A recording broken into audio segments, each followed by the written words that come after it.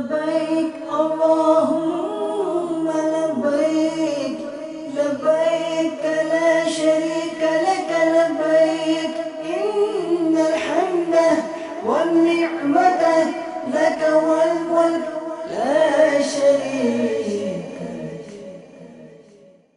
أعوذ بالله من الشيطان الرجيم. بسم الله الرحمن الرحيم. إن أول بيت وضع للناس للذي ببكة مباركا وهدى للعالمين.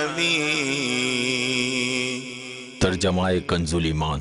بے شک سب میں پہلا گھر جو لوگوں کی عبادت کو مقرر ہوا وہ ہے جو مکہ میں ہے، برکت والا اور سارے جہان کا رہنما.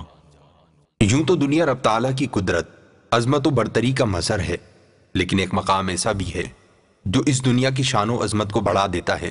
وہ مقام، وہ جگہ، وہ خطۂ ارض عظیم ترین جگہ ہے، بابرکت، رفعت و معراج کے مرکز، وہ کعبۃ اللہ زادہ اللہ شرفاً و تعظیماً ہے. لبيك اللهم لبيك لبيك لا شريك لك لبيك إن الحمد والنعمة لك والملك لا شريك لك. بیت اللہ پوری دنیا کے مسلمانوں کا قبلہ ہے، اس لیے مسلمان کا اس سرزمین مقدس سے قلبی اور جذباتی لگاؤ ہے. اسلام کی تاریخ یہیں سے شروع ہوئی اور توحید کی دعوت کا آغاز یہیں سے ہوا، اور دین کے لیے جس قربانی و خود سپردگی کی ضرورت ہے اس کی جھلک اسی جگہ کے واقعات میں پوشیدہ ہے. دینی حیثیت کے ساتھ ادبی، تاریخی و معاشرتی اور اقتصادی حیثیت سے بھی مسلمانوں کے لیے مکۃ المکرمہ ممتاز حیثیت رکھتا ہے. اس سرزمین پر اللہ تعالیٰ نے اپنے آخری پیغمبر نبی اکرم نور مجسم شاہ بنی آدم صلی اللہ علیہ وسلم کو مبعوث فرمایا، نیز ان کی دعوت کو عالمی اور دائمی اور دعوت کا امتیاز بخشا. اس سرزمین اور اس کی تاریخ کو ایسی معنویت عطا فرمائی جس کا بیان الفاظ کے ذریعے ممکن نہیں. رب تعالیٰ اپنی لارب کتاب قرآن مجید فرقان حمید میں ارشاد فرماتا ہے، وَإِذْ جَعَلْنَا الْبَيْتَ مَثَابَةً لِلنَّاسِ وَأَمْنًا وَاتَّخِذُوا مِن مَّقَامِ إِبْرَاهِيمَ مُصَلًّى وَعَهِدْنَا إِلَىٰ إِبْرَاهِيمَ وَإِسْمَاعِيلَ أَن طَهِّرَا بَيْتِيَ لِلطَّائِفِينَ وَالْعَاكِفِينَ وَالرُّكَّعِ السُّجُودِ. ترجمہ کنز ایمان. اور یاد کرو جب ہم نے اس گھر کو لوگوں کے لیے مرجع اور امان بنایا اور ابراہیم کے کھڑے ہونے کی جگہ کو نماز کا مقام بناؤ، اور ہم نے تاکید فرمائی ابراہیم و اسماعیل کو کہ میرا گھر خوب ستھرا کرو، طواف والوں اور اعتکاف والوں اور رکوع و سجود والوں کے لیے. بیت اللہ کا یہ شرف ہے کہ انسان کی روح اس کی مشتاق اور دل اس کی طرف مائل رہتا ہے اور عشاق زیارت کے لیے مچلتے رہتے ہیں. یہ وہی مقام ذیشان ہے جہاں چاروں پہر بلند ہونے والی صدائیں لبیک اللہم لبیک اللهم لبيك لبيك لا شريك لك لبيك إن الحمد والنعمة لك والملك لا شريك لك. لا شریک لک کی صدائیں روح کو فرحت بخشتی ہیں. کعبۃ اللہ کی تعمیر حضرت ابراہیم علی نبینا وعلیہ الصلاۃ والسلام اور حضرت اسماعیل علی نبینا وعلیہ الصلاۃ والسلام نے کی، لیکن اس سے پہلے کعبہ شریف کی تعمیر کس نے کی اور اس کے تاریخی ادوار کیا ہیں؟ تفسیر عزیزی میں یہ مضمون ملتا ہے کہ جب حضرت آدم علیہ السلام جنت سے زمین پر تشریف لائے تو بارگاہ الہی عز و جل میں عرض کی، خدایا یہاں نہ تو ملائکہ کی تسبیح اور تحلیل سنتا ہوں، نہ کوئی عبادت گاہی دیکھتا ہوں، جیسے آسمان میں بیت المعمور دیکھتا تھا جس کے ارد گرد فرشتے طواف کرتے تھے۔ جواب میں ارشاد ہوا کہ جاؤ ہم جہاں نشان بتائیں وہاں کعبہ بنا کر اس کے ارد گرد طواف کرو، اسی کی طرف رخ کر کے نماز ادا کرو۔ حضرت جبرائیل علیہ السلام حضرت آدم علیہ السلام کی رہبری کے لیے ان کے ساتھ چلے اور انہیں وہاں لائے جہاں سے زمین بنی۔ جی ہاں، یعنی جس جگہ پانی پر جھاگ پیدا ہوا اور پھر یہی جھاگ پھیل کر زمین بنی۔ حضرت جبرائیل علیہ السلام نے وہاں پر اپنا پر مارا اور 7ویں زمین تک بنیاد ڈال دی، جس کو ملائکہ نے ان پہاڑوں یعنی کوہ لبنان، کوہ جودی اور کوہ ہرا اور طور کے پتھروں سے بھرا اور بنیاد بھر کر نشان کے لیے چاروں طرف دیواریں اٹھا دی، اور اس طرف حضرت آدم علیہ السلام پڑھتے رہے اور اس کا طواف بھی کرتے رہے۔ کتب میں یہ بھی مذکور ہے کہ عین بیت المعمور کے نیچے کعبہ مشرفہ واقع ہے۔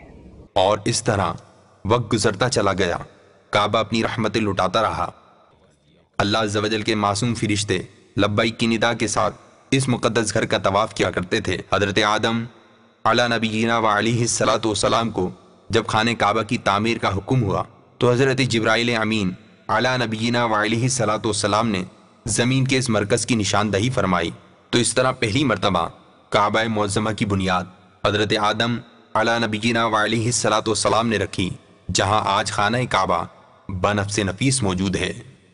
پھر جب حضرت نوح علی نبینا و علیہ السلام کے زمانے میں طوفان آیا تو خانہ کعبہ کے آثار و نقوش بھی باقی نہ رہے۔ صدیوں کے مراحل طے ہونے کے بعد اسی بنیاد پر دوبارہ تعمیر کی سعادت حضرت ابراہیم علی نبینا و علیہ السلام اور ان کے شہزادے حضرت اسماعیل علی نبینا و علیہ السلام کے حصے میں آئی۔ حضرت ابراہیم علی نبینا و علیہ السلام اپنے دست مبارک سے تعمیر فرماتے، جبکہ حضرت اسماعیل علی نبینا و علیہ السلام اپنے دست مبارک سے پتھر اٹھا اٹھا کر اپنے والد محترم کو دیتے۔ اللہ عز و جل نے قرآن پاک میں ارشاد فرمایا، وَإِذْ يَرْفَعُ إِبْرَاهِيمُ الْقَوَاعِدَ مِنَ الْبَيْتِ وَإِسْمَاعِيلُ رَبَّنَا تَقَبَّلْ مِنَّا إِنَّكَ أَنْتَ السَّمِيعُ الْعَلِيمُ۔ ترجمہ کنز ایمان۔ اور جب اٹھاتا تھا ابراہیم اس گھر کی نیویں اور اسماعیل یہ کہتے ہوئے کہ اے رب ہمارے ہم سے قبول فرما، بے شک تو ہی ہے سنتا جانتا۔ ان ادوار کے بعد بھی تعمیر کعبہ کا سلسلہ جاری رہا۔ ایک دفعہ قبیلہ عمالقہ اور جرہم نے اسے بنایا، پھر دوبارہ قصا ابن کلاب نے اس کی تعمیر کی،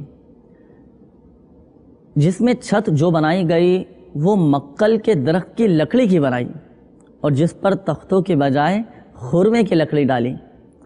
اب کعبۃ المشرفہ کی دوبارہ تعمیر کرنے کی ضرورت محسوس ہوئی۔ اس کی وجہ یہ ہوئی کہ سیلاب وغیرہ کی وجہ سے کعبۃ المشرفہ کی دیواروں میں تغیر آ گیا تھا، تبدیلی آ گئی تھی، لہذا سرداران قریش نے جمع ہو کر ولید ابن مغیرہ کو امیر تعمیر مقرر کیا اور کعبۃ المشرفہ کو دوبارہ بنایا۔